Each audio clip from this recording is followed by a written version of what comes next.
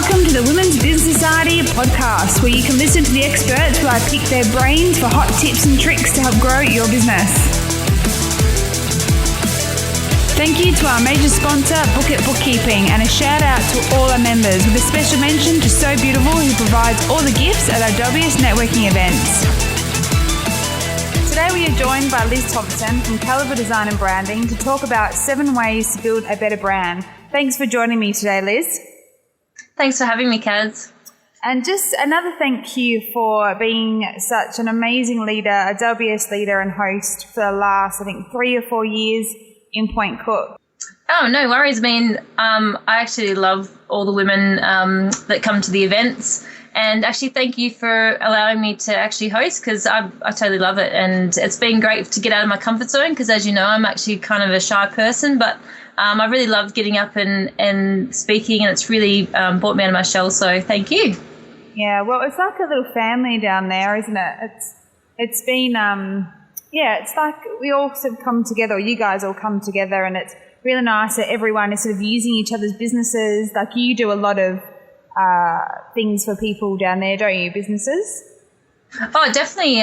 Locally, I do a lot of graphic design work for people in Point Cook. So, And it's been great. Like the events are always a mixed bag. So you always have like the people that come every month, and then you've got a random selection of new people which is really awesome to see, like new faces all the time. It's really awesome. That's but it is a great group. We've got a really good strong core group, and then it's just growing all the time. So it's awesome. Yeah, wonderful. All right, well, let's get stuck into it. Before we actually get into 7 ways to build a better brand, which I'm really excited to get stuck into, I want to know, and I know the audience would love to know, why and when did you start Caliba Design and Branding, and what do you love most about running your own business? Well, I started the business in 2002. It was actually a side project when I was building up working full time, and I wanted to actually build up a client base with anticipation of one day working for myself, because I actually wanted to be my own boss. So I didn't actually leave. So 2002 I started, but I didn't leave my full-time job till 2010 when I had my daughter, and that was sort of the kick up the bum I needed to get away and work for myself. So I guess I've been working for myself primarily, like full-time, for the last 7 years, which has been great. And what was the other question? What's the best thing about... Yeah, what do you love most about running your own business? Oh, well, number one is being my own boss. Yeah. I dictate when I work. I totally love that freedom. Also, just the flexibility that I get from, when I can work my own hours. I can see go to school for my daughter's events, and I don't have to answer to anyone, so that's really great. So I'm kind of working on my own terms, and actually, get to pick and choose my clients as well. So that's been really good. I've made lots of great friends and business relationships by having my own business that I wouldn't have made if I'd worked at a job. So it's been really good. Yeah, actually, there was a question I was going to ask you, which was, is there anything that you miss about working, in an office and with other people? Because in my head, it was more the social answer. But I just realised that when you start your own business, even though they always say it's isolating, you find new friends, don't you? New people in business that through networking, or just new clients that you have. It's just a new network that happens. It doesn't look the same as in an office. It's not like you turn up every day. Look, to be honest, I do sometimes crave a bit of office banter. Obviously, I've got 2 dogs that I talk to during the day, which is pretty boring because I don't fly. But that is something. And I mean, it is isolating. There are weeks, different days of the week where you just go, I really want to talk to someone. But like I said, I've got that flexibility to say, like, message a mate and say, hey, do you want to go out for lunch today, or do whatever. If I'm ever feeling, like I'm going a bit crazy in my own 4 walls, which occasionally happens. I am a hermit by trade, so I do like my own space, and I like being, at home. But definitely you do crave that attention, and that's a reason why the WBS events are awesome too, because that's a morning I get to spend with 50 other women people who are also business owners, they're in the same boat. You know, they work either from home or they might work in an office, but a lot of times they're solo business owners, and so you really they really relate to you and how you're feeling as well. So that's a great thing. Yeah. So. Yeah, no, definitely. And it is really important to get out there and just speak to, you know, like-minded women, as we like to say, because you do go a little bit crazy working at home. And I think if you're not an introvert, you become one when you start running your own business, because you're sitting there for long hours, so passionate about what you're doing that the outside world sort of gets a bit lost. You know, getting out there and mixing with people that understand you, and, you know, there are people that can make you feel a bit weird if they don't understand your passion. So it's really important to connect with people that understand why you work such long hours and why we do what we do. So. Oh, definitely. Yeah. And look, I was an introvert beforehand, so it actually really suited me to work for myself and work at home. So if anything, it's a bit of a stretch when I had to start networking and going out and meeting other people, and that was initially really uncomfortable. I remember going to the first meetings that you held, and even being afraid to stand up and just say my name and my business name. It was quite confronting, whereas now I wouldn't bat an eyelid at it. Right, okay, so let's get into all the juicy parts of this podcast. So 7 ways to build a better brand. So take it away, Liz.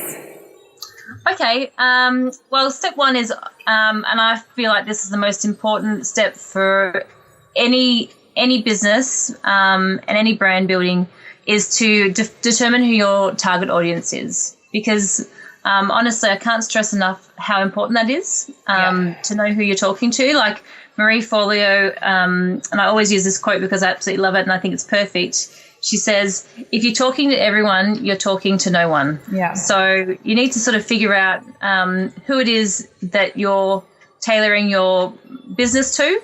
And I know some people go, oh, well, I can accommodate everyone. It's like, yes, you can, but you need to sort of pick a person and focus on them and develop a voice, and then everything sort of falls into place from there. Yeah. So that's step 1. So a question around that: what are things that can happen to someone's business if they're not doing that? What's the negative reaction to that? Well, basically, if you're not targeting anyone in particular, you're not really sending a clear message to anyone.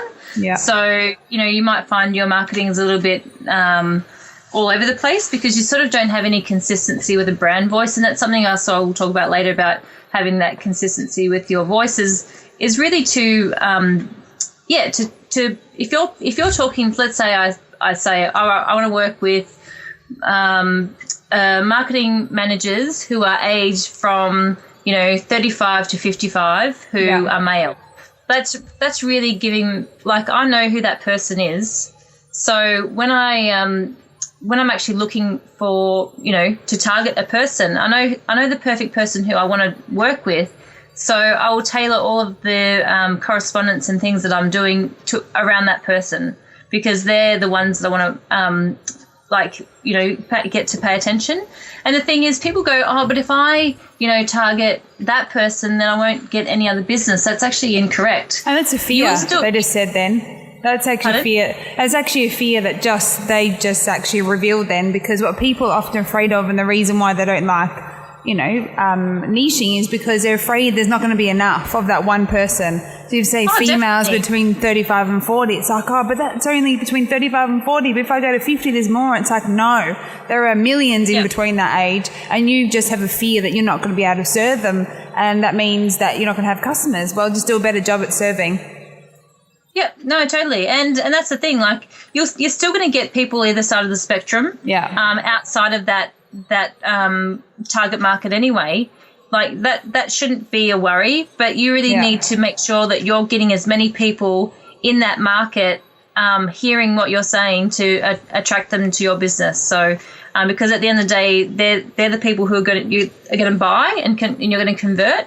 So they're the ones you should be aiming at. So exactly. Cool. All right. Well, Step two. Step two is define a branding mission statement. Yeah. So before you can build a brand that your target audience trusts, you need to know what value your business provides. So the mission statement basically defines a purpose for existing. It will inform every other aspect of your brand building. So everything from your logo to your tagline, voice, message, personality should be reflected in that message. So I've got an example for you just to we all know like Nike have the tagline, just do it. But do you know what their mission statement is?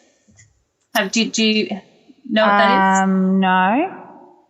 So it's actually to bring inspiration and innovation to every athlete in the world. So basically, Nike's not actually excluding anyone in that. Yes, in that because they go further as to say, if you have a body, you're an athlete. So that's pretty wide berth for them. But then you think of the brand that they are and who buys them, it is probably everyone. So that's probably a bad example of niching, what we're just talking about. But the thing is, you need to start small. Like they wouldn't have that. They're a international company.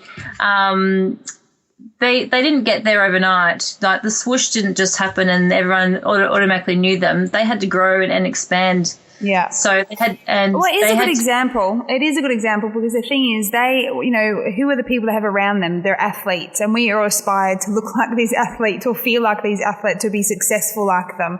So all their the figures that are around Nike. Like my sons were only because they're into sports. Nike is like the god. That's what we have to buy. So because they want to be an athlete. And we all go running because we want to feel like an athlete. So, that is still very much making us feel a certain way with their mission statement, which is niching. So that is a good example, I think. Well, I guess, and one of the things is that, like, the company, with such a big reputation and brand following, like, their target market, obviously being so wide, but they've increased it to accommodate everybody. But at the end of the day, they didn't start with everybody. They would have, like you said, started small, then they've grown. And that takes a lot of hard work and brand loyalty to actually get to that point where you can go, you know what, we can work with everybody. So it's a little bit arrogant. And to be honest, that's a part of what their success. We'll go to step 3, and that is to research the brands within your industry niche. Because although you should never imitate exactly what the big brands are doing in your industry, you should actually be aware of what they're actually doing well and where they're failing. Because the goal is, for us as small businesses, to differentiate ourselves against the competition, which is actually easy to do when you're small. Yeah. And you need to convince a customer to purchase from you over them. So I would research your main competitors or benchmarks, study how effectively or ineffectively they've built their brand, and how consistent they are with their message and visual identity across all of their channels, like social media and websites, and what their print distribution is and all that sort of stuff. Yeah. So that's definitely a thing. I think research your competitors, because at the end of the day, you don't want to be doing what they're doing, but you still want to know what they're doing. So yeah, and look, this is actually something when I do business coaching with clients to actually start with, is this part, because people who are just starting out often are still very confused. Some of them don't even know what they want to do. They're still trying to choose that. And I always say, well, choose, what company do you want to be like? Well, who do you admire?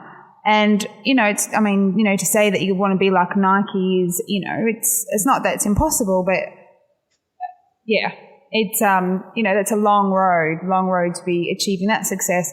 But if Nike is something that you want to aspire to, well, then look at their history and find out how they even got there, and, try to follow some similar success that they had, and whether, it's not Nike, but any other brand or business that you admire. And that can be a good focus point to work out what you want to do, and, through even working out what business you want to start and what industry. So that one is, I think that's it's a big one. And there's nothing wrong with looking at a business model and going, I really like that. That's something I would like to build, because you add your own twist. You naturally will add your own twist to your business. Yeah, definitely. So. And look, you can get inspiration from other people's journeys because everyone's journey is going to be different anyway. Yeah. But it's good to actually look at how people got where they are now. So, I mean, I really love Shark Tank, and I love watching people coming in with these ideas and getting money and seeing how their business grows and what directions they take and that sort of thing. And even like the panel, I'm not sure if you've seen the Australian Shark Tank, but of course I have, yeah. But the woman that created Boost Juice, Janine, her name escapes me at the moment, but her journey is quite fascinating. How she started out and just researching, what people have done and how they've got to where they've got to. And I mean, look, it takes a lot of determination and resilience as well. So, like, she was a single mum. She was a single mum at the time, and it's interesting because there's so many stories that they're often these businesses are built out of desperation. Like they had no choice, and that's the thing because so many times our confidence gets in a way until we're in a position that we have to do it. And we have, there's no time to actually get inside our own heads. We just have to react. Otherwise, we're not going to be able to eat. A lot of these stories come from that. If you want to look at any of these big stories, a lot of them come from desperation. So it makes you sort of think, hey, do you know what? If I really want something, I have to just start doing and start reacting rather than I think it's very hard to be motivated when you're comfortable. That doesn't mean to say that anyone who's listening who is comfortable cannot have success. You just have to find that reason why, which we often talk about. Yeah. So I guess people who are down, they've got a bigger hot button than maybe other people. But look, you can still have be totally passionate and determined about achieving something if you want to. It's just a matter of, your own motivation. So yeah, exactly. So yeah. Okey-dokey. So step 4. All right. So step 4 is to outline the key qualities and benefits that your brand offers. So there's always going to be brands that, obviously, we talked about bigger budgets and more resources that totally command their industry. So, but you've got to remember that your products or services and benefits solely belong to you. So, and that's a positive thing. So you have to delve down deep and figure out what it is that you have to offer that no one else is offering. So focus on like the qualities and benefits that that makes your company unique. It could be that you're more authentic or transparent with things like customer service, maybe offer a better way to support productivity, maybe save money or a bit more of an affordable option than like a bigger person. Yeah. And then, assuming exactly who your target audience is, like we just talked about in step 1, give your customers a reason then to choose your brand over another brand. In the beginning of business, I think you're a bit more desperate for customers. So you sort of deal with what sort of dealt with you and your prices. You're still trying to figure all that out. And it's such a lovely place to be in and anyone can start at this stage, but our confidence is a little bit, not as good as it is a few years on. But you realize, okay, even my pricing model, affects the type of businesses or clients I'm going to work with. So the intuition you get from being in business for a long time is like prices. So you pretty much know straight away. Like, and that just comes with experience. You can't.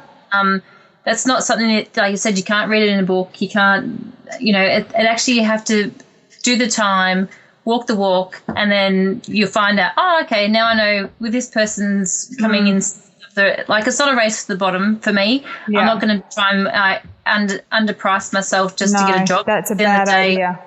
Yeah, exactly. Yeah. But some people will. They're like, oh, maybe I know people that get emails and go, oh, I think this is a bit expensive, and they'll consider dropping prices. And I'm like, no, you don't do that. Like if they're the people, you attract the people who you want to attract, and if they're not your right customer, I talk about that too in my other networking group, Productive. We're all very determined to not undersell ourselves. Yeah. So, and that's a part of it. And it is a hard thing to get to that space where you just go, you know what, I'm worth that. So I've done the time. I've spent 20 years being a graphic designer. I think I can, charge that much and be pretty confident that that's a realistic figure when, you know, someone else who hasn't been in design for that long is, you know, charging whatever. So People just get a little bit desperate. You think there is another customer around the corner, but you're serving that wrong person. As we know, the right sort of customer or client is around the corner that you haven't got time to serve because you're spending too much time on the wrong, you know, on the wrong people. But, it's, you know, I always just say to women in businesses, get out there and just start a business. That's the only way you're going to learn these things. You can read things in a textbook, but they won't even make sense. They'll just be like a line, you know, but like mindset, that word now, I read that and I just get everything behind that whole word.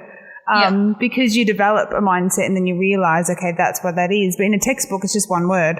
So you just have to get there and you get out there and try and play around with your business and your brand and make mistakes and, you know, just keep saying yes to everything. And eventually you can start saying no because, you know, you become a bit more clearer. But no one can tell you the answers like this is who you got to serve and this is how you got to do things. It's actually all up to you to have fun with it.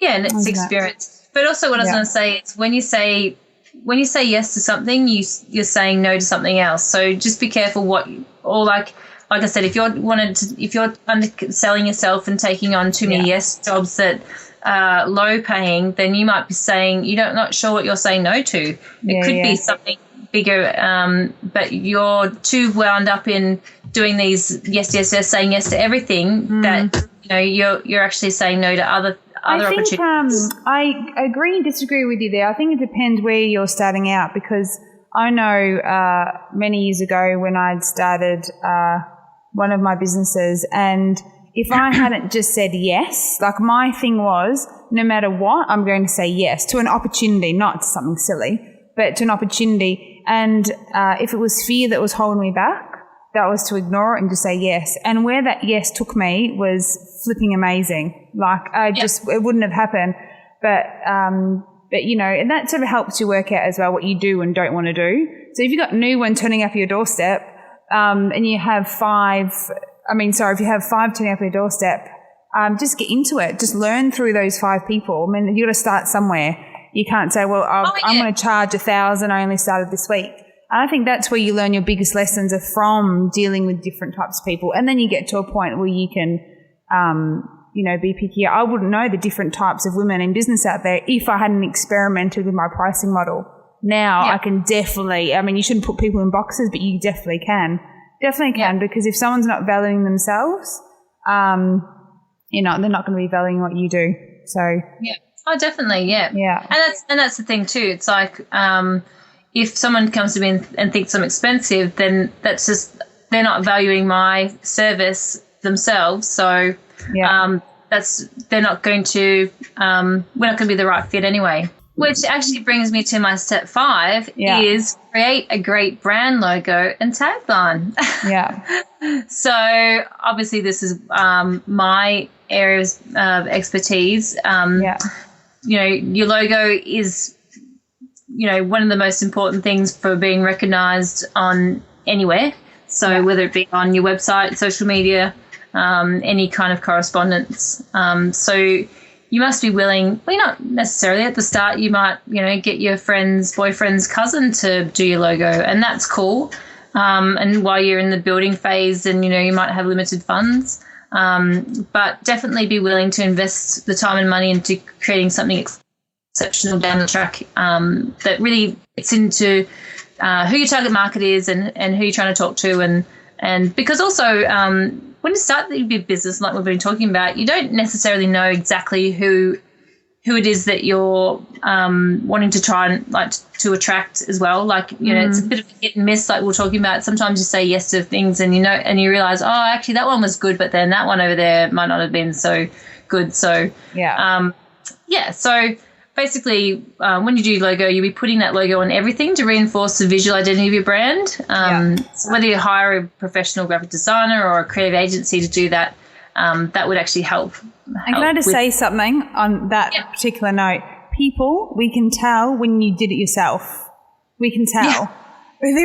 Yes, unfortunately. You know, and I do sometimes actually message people and say you need to go and get a better logo because you can just tell that someone's done it and themselves, and it's just not professional. I mean, there's a reason why there's graphic designers out there, because you guys, that's what you've studied, that's what you do, and you can make it look original, not like, what's the worst font? What's that font you hate? I actually need to Comic Sans. I hate that one. Every time I'm doing an email, you always pop into my head. I'm like, what's that one that she said you shouldn't use? I got to make sure. Now I need to write that down. That's 3 years I've been meaning to ask you that question. Yeah. Okay, I've written it down. I guess with a graphic designer, they can sort of ensure the consistency for the future application of the logo too. So you're actually they're looking at longevity. They should be asking you questions like, who your target market is, and all those things. They should know the market that you're playing in, to know sort of what colors to use, what how to generate certain feelings and responses from that as well. So, and they're going to know that. I mean, that's basically what we do all day. Yeah. So you guys know the trends as well. Well, we're looking at, 2017 swimwear trends. You guys are researching, trends, like there was flat design. Was that last year or the year before that came in? Yeah, to be honest, that's still really popular. Yeah, it is. It's true. Simple. Now they're looking at, negative space. All that sort of stuff is still really current and in a way, and you want to make it timeless as well. Like, don't do anything that's too crazy, that's too, cutting edge, that's something that might, next year will be ridiculous. So, looks like the WBS logo. You did that. And I actually have no need to rebrand or do anything because it's just perfect. It's the circles which represent, unity. It has the WBS, which I use all the time. WBS this, WBS that. I love doing that. And I'm waiting for someone to say, okay, enough with the WBS. But it's much shorter than Women's Business Society. But, that's just wonderful. It's perfect. And, both of us were working on that together, and I think I came up with like the circles and you came up with that. Because, we worked together in creating that, but there's no way it would look like that if I'd done it myself. No way. Because that's not. So I think it's really important to work with someone else. I do encourage people to put their personality into things as well. Yeah. So when I actually work with someone, it is a collaborative experience where I'm trying to get as much information from them as on what they like. I get them to send me examples of other logos that they like too, so I can gauge straight away what their style is and what they're attracted to. And basically I know that when I present ideas back to them in that same flavor, they're going to like it because that's what they like. So exactly, and it's good. They have to feel like it's theirs. It's like when you have a child and you name that child, you're going to be saying that name for a very long time. And it's like when you pick your business name, you have to make sure that business name is something you can say a million times. But also with that logo, you're going to be putting that on invoices. You're going to be seeing that 100 times a day. And you don't want to have to keep changing it. And, it costs money to do, to pay a graphic designer to do this. So do it right the first time and then concentrate on other areas of your business. Yep. No, definitely. But like I said, if you don't have the funds to pay a graphic designer, and you have to do it yourself, have an idea that, that you are in the future going to rebrand and, and do it more professional, but because I know that everyone's got different situations. Startups sometimes have limited funds, but I do encourage you to use a graphic design, obviously. Just Call because 1-300 Liz. At the end of the day, look, to be honest, I heard a story in my networking group where a woman thought, okay, I'm just going to save a bit of money. I'm going to get my logo done on Fiverr.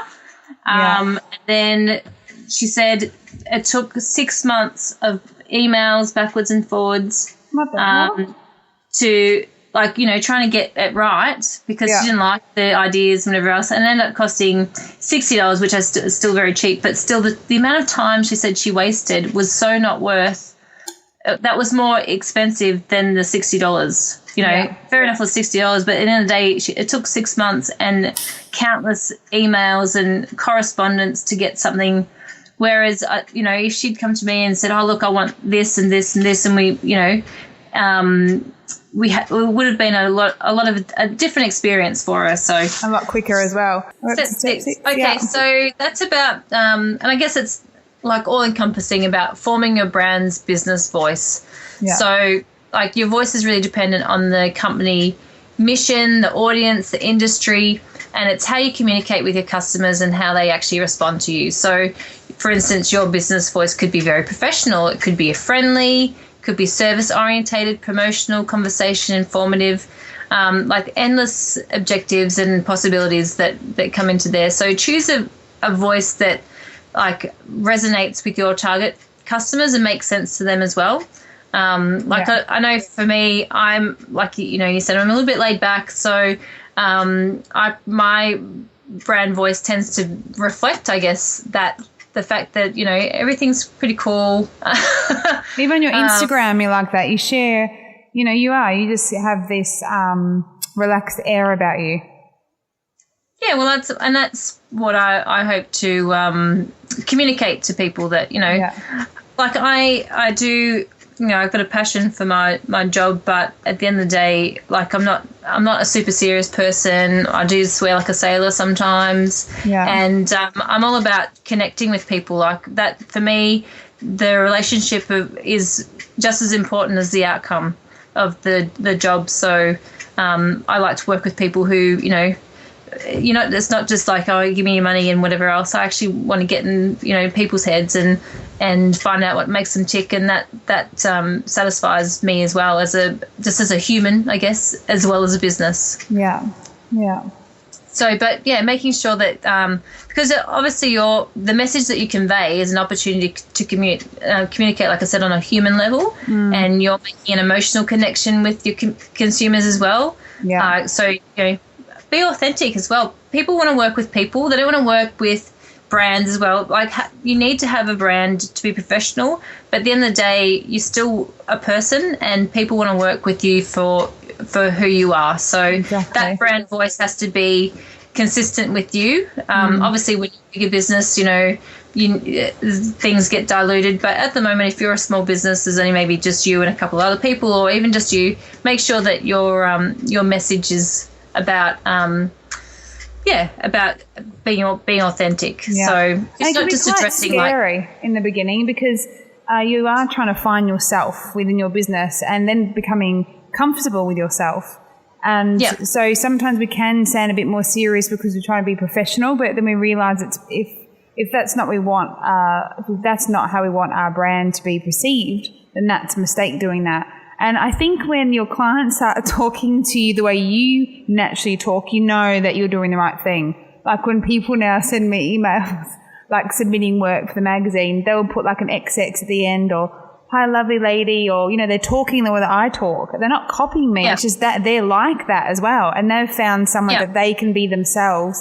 And then, you just feel so good to then within your business be working with people like that, because you become a bit more relaxed, and, that's how I want to do business. When business is for a long time, you need to be comfortable, and it's such a nice place to be in. So you got to find that confidence, don't you? It's not something that... It is very hard, and it's still something, to be honest, I struggle with. Yeah. Like creating content and having that, breaking down that barrier of fear where you go, if I put this out and it's totally me, and what if no one likes it and everyone rejects me and blah, blah. But, and I still, even like I probably don't post enough things on my business page, but there's always a fear of judgment. But at the end of the day, who gives a shit? You don't need to, though. Your branding is... is right, because the thing is, you're a graphic designer.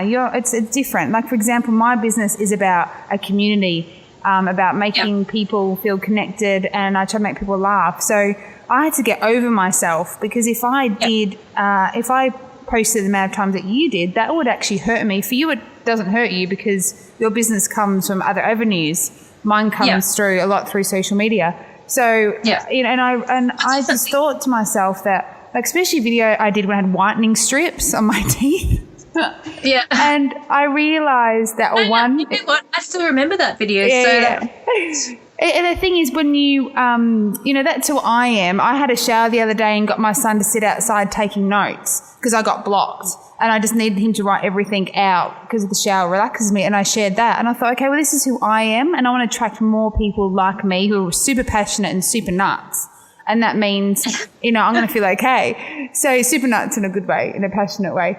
And more of those people are coming because I'm, sort of showing up to my business and revealing things, and people are being inspired and connected, and I get those messages every day. But imagine if I didn't do that.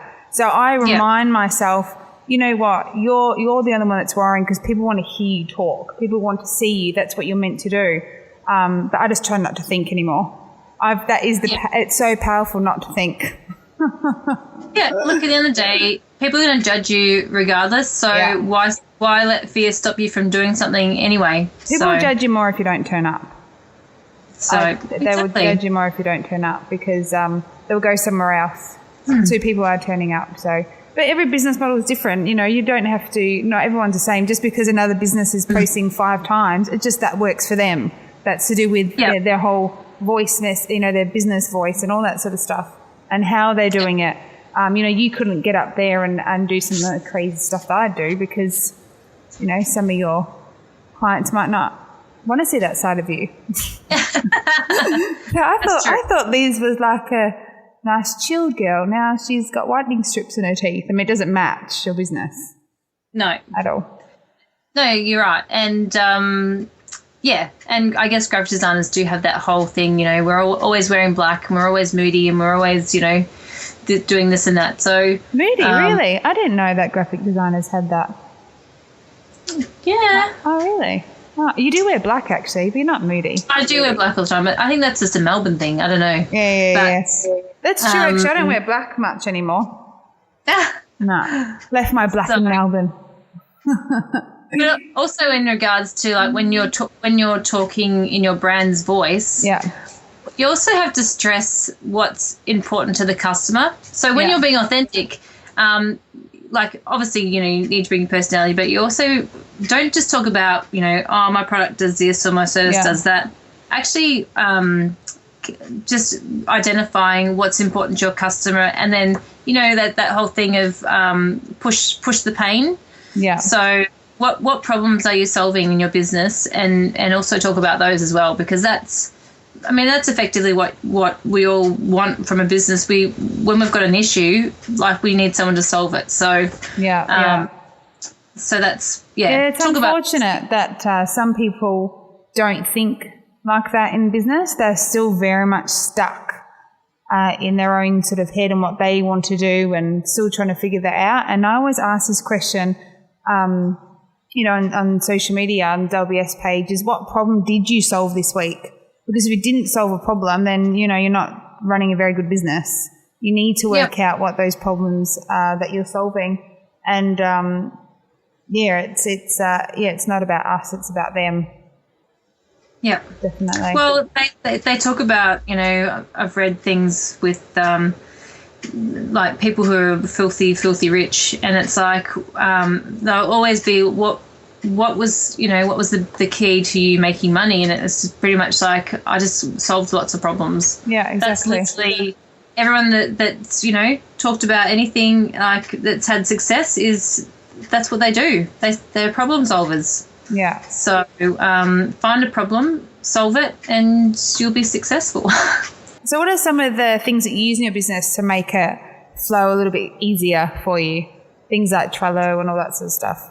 Like I use Trello, and also Google Docs now finding becoming a lot more popular with people. A lot of people have Gmail accounts, and even when I send out my own email from Gmail, if a file size is too big, it automatically puts a Gmail Google link in there as well. So I find that's really effective. I probably don't use a lot of apps. I mean, obviously I use Xero for my invoicing, but apart from that, I just use my design programs. I actually use it as storage. So that's actually where I would, all the images that you see me put out there, I would do it like a week before and store it all in Trello. So if it's on my phone and I'm in bed and it's like midnight and I know you guys are going to wake up, I'll quickly go on my Trello board, pull out one of the motivational quotes I might have put up maybe 5 months ago, but it's all stored because I don't want to pay for, what's that, Meet Edgar. I already paid $20 for Hootsuite and $20 for Canva and $20 here. So you have to start working out systems that you can work for free. That are great. And I find Trello for social media is just brilliant. And I've got it in, everyone's certificates are in there. Everyone's interviews, new members. I can grab email addresses and I feel like my business isn't splattered all over my computer, that it's all in Trello. In Trello, yeah. No, exactly. So it's my storage system. Yep. Okay, so let's wrap this up. So just to summarize, so basically I think like a solid brand building process that can transform your business from like a small player into a successful competitor is all these things I've just been talking about. So you'll discover that your customers will develop like a deeper sense of trust when you're, authentic, you've got your business voice worked out and you're talking to your target market, and then they're more likely to actually purchase what you're selling because you're talking to the right people. So really develop a consistent message and visual identity like we've been talking about to reinforce what your mission is, and integrate your brand into every aspect of the customer experience. So from the storefront to website, personal interaction, social media, printed materials, all that stuff, make sure it's all consistent. And essentially you're going to build an effective small business strategy and tell your story. That's pretty much my conclusion. Well, thank you so much for sharing all of that. 7 ways to build a better brand. I think there's lots of juicy information in this podcast. So thank you, Liz. Remember 1300-LIZ? Call her if you need help. No, I'll put all your details. Yeah, I'll put all your details in the podcast. If people need to speak to a professional, which I always recommend, that is if you're wanting to build a brand long-term, you may as well just do it the right way now, if you can do that. So, okay, to wrap this up, I have 5 questions to ask everybody in this podcast, just 5 funny questions. The first one is, what is your favourite flavoured ice cream? Oh, chocolate, hands down. Chocolate, just chocolate? No, like chocolate. Bits. Well, there used to be a brand called Nuts About Chocolate. I think Dairy Bell made it, and then they disappeared. But I recently found it in IGA, but they only do limited amounts of runs, but that's got chocolate syrup, and like nougat bits in it, which is just, it's the most amazing chocolate ice cream ever. But really, at the end of the day, whenever I come across ice cream, it's always chocolate. You just made me think of something. You know those, when you find like the best cereal or the best lipstick and then they discontinue it? I really would love to know why they do that. Everyone's buying it, it's really successful, and then they stop making it. I have no idea why companies do that. I wonder if it's like a business trick we haven't heard of yet. A planned obsolescence like Apple with their computers maybe. Yeah, it makes you talk about them. Makes you talk about them. Oh, I used to love their cereal, Yeah. Hello, Bill. Hello. How good was that? Okay, the next one is, you have to think about this one because I know you have a few. Your favourite holiday destination and your dream destination, which you've probably been to both of them. Well, I guess hands down my favourite holiday destination is Fiji. Yeah. Every time I've been there, it's absolutely beautiful. The weather's beautiful. The people there are really lovely.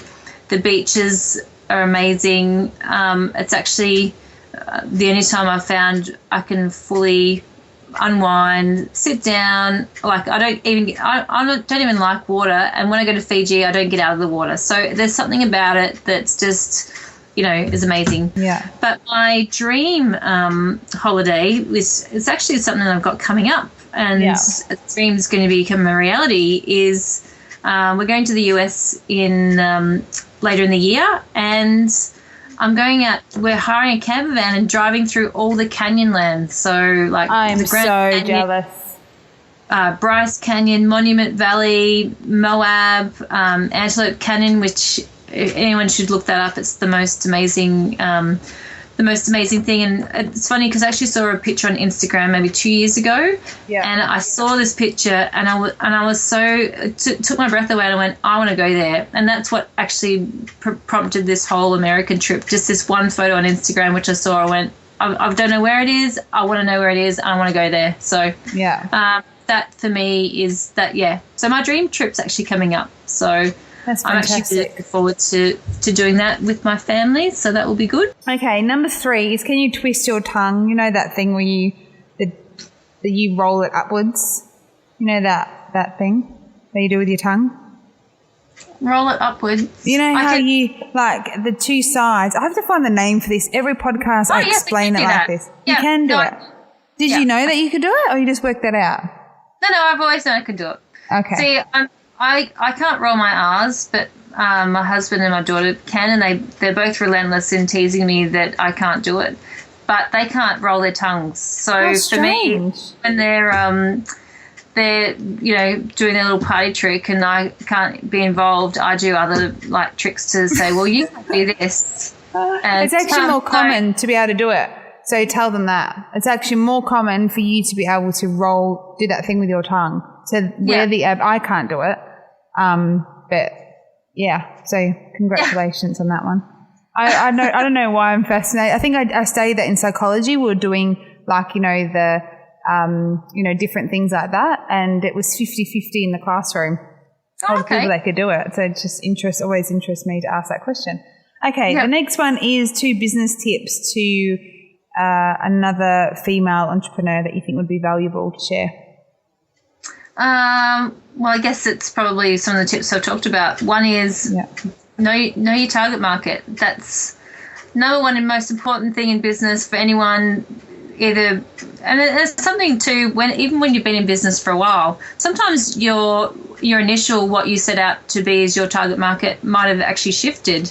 And like you need to pay attention to what's happening around you as well. So, for instance, I might have started out doing more logos and that sort of thing, but now I've kind of progressed to working more with like marketing managers, working on big brands. So I guess in a way my core work has shifted. So pay attention to what's happening in your business, and then who you might be, where you might be directing and your future's heading. So so I guess know your target market and also review your target market. Yeah, that's a good one. Everyone needs to do that. And the last one is, what is a business goal that you have for Caliba by the end of the year? What's a business goal that you have? By the end of the year? Look, that's actually a hard one. I sometimes make goals myself. I know what I really want to do is be more interactive with people. So I need to send out, I want to do more of a, subscribers. I'm going to start emailing them more, just keep them informed about the things I do, because to be honest, I actually do some pretty cool stuff. I do some really cool logos and I work with some big brands, and I never talk about any of it to anyone, so no one really knows. Not even what your friends. You need to actually do that. That'd be really good, and put me on that list. That'd be great. I mean, the thing is, you're so busy though, and if you've got all these, customers, clients coming in, then that's awesome. But it'd be really good to actually see what you do, just behind the scenes stuff, or just actually, what I'd love to see more from you is actually, I don't know, the word's not bragging, but just highlighting some of the awesome stuff that I know that you do behind your computer. Yeah, and that's the thing. Look, it used to be sometimes I couldn't actually promote things that I did because I was working. For instance, I'm working with a footwear brand, and I'm just been doing their catalog, and that's not actually going to be released for another, 8 months or 9 months when the actual styles come out. So I can't actually promote anything that of that, because it's actually insider trading information. If I was to show you anyone what the upcoming things work, because they work so far in advance. They're working on sort of like a USA timeline and that sort of thing. So sometimes and then by the time it comes around that I should be showing it, I'm like, oh, that's old now. I can't be bothered with that. So but then I sort of caught into that trap where then I don't show anything. So, and I really should. So that's one of my goals, is to actually communicate with people more of the things that I do and all the work that I do, because I do some pretty cool stuff, and I probably should show more people what I do. So the thing is, that goes back to talking about branding, is people know who work with you that you are respectful like that you're not the bragging type, that you spend more of your time doing work than talking about it. So that's who you are then, and it's working for you. Then you stick to that. But it'd be good to see more. It would be good to see more if you have time. I'd love to see it. Well, that is a goal. Like I said, I need to be more proactive in promoting myself, because I don't really do a lot of that. And even though I don't necessarily need a lot of work, because I'm actually, quite busy at the moment, it's actually really good. It's also good for me to make sure, I'm keeping a tab on the things I'm doing, and also give myself a bit of a pat on the back occasionally at the fact that I do get to do some. Yeah, you don't do that enough. I definitely agree with that. You don't do that enough. So we can all pat you on the back as well. I think that's nice to be able to do that as a friend as well. Yeah. Okay. Brilliant. I'll be watching out. I'm always watching your stuff anyway. Okay. And I want to add another one. What's a personal goal that you have then? Oh, personal goal. Obviously, the goal for this year is to survive our trip to America. It's going to be a month long, and also it's going to be a bit challenging because I'm going away, and when you work in your business, taking that amount of time off is quite scary because you go, what's going to happen? People need things, so I'm really working on being organised to convey to people who I work with, I am going to be away for this amount of time, and then maybe trying to see what I can put into place for things if things do come up, what I need to do in regards to that. So a personal goal is actually to have a successful trip, to be honest. It's been a year and a half in planning, so it's consuming my personal life. I can't wait for it, and it's going to be awesome. Wonderful. Okay. So, it's exciting. Fantastic. Thank you for sharing that with us. Thank you for having me on the podcast.